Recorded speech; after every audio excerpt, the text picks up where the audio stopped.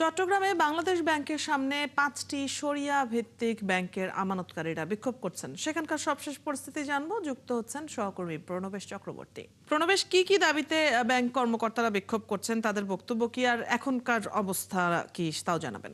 অদিতি, চট্টগ্রামে ৫টি শরিয়া ভিত্তিক ব্যাংকের আমানতকারীরা তারা বেশ কিছু দাবি নিয়ে আজকে চট্টগ্রামে বাংলাদেশ ব্যাংকের সামনে তারা বিক্ষোভ সমাবেশ করেছে।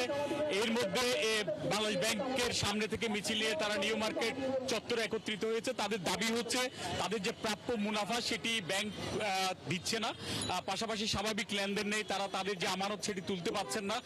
ফলে ব্যাংকের যারা আমানতকারী আছেন তারা বলছেন তারা ব্যবসা বাণিজ্য নিয়ে, তাদের পরিবার পরিজন নিয়ে এখন নানান বিপাকে আছে। এই কারণেই তারা কর্মসূচি দিয়েছেন এবং তারা বলছেন আগামীতে তাদের এই কর্মসূচি অব্যাহত থাকবে এবং আগামী বাজেটে এই 5টি ব্যাংক গুলোর কার্যক্রম যাতে স্বাভাবিকভাবে চলে সেজন্য তারা বিশেষ বরাদ্দ চেয়েছেন এবং অর্থমন্ত্রী এবং সরকারের প্রতি তারা দৃষ্টি দিতে বলেছেন এই ব্যাংকগুলোর প্রতি, যাতে আমানতকারীরা তাদের যে স্বাভাবিক মুনাফা সেটি বা লভ্যাংশ সেটি যাতে পান এবং আমানতকারীরা যাতে স্বাভাবিক ব্যাংক কার্যক্রম অব্যাহত থাকে এবং তাদের টাকা যাতে তুলতে পারেন, এই দাবি তারা জানিয়েছেন এবং এই দাবিতে তাদের।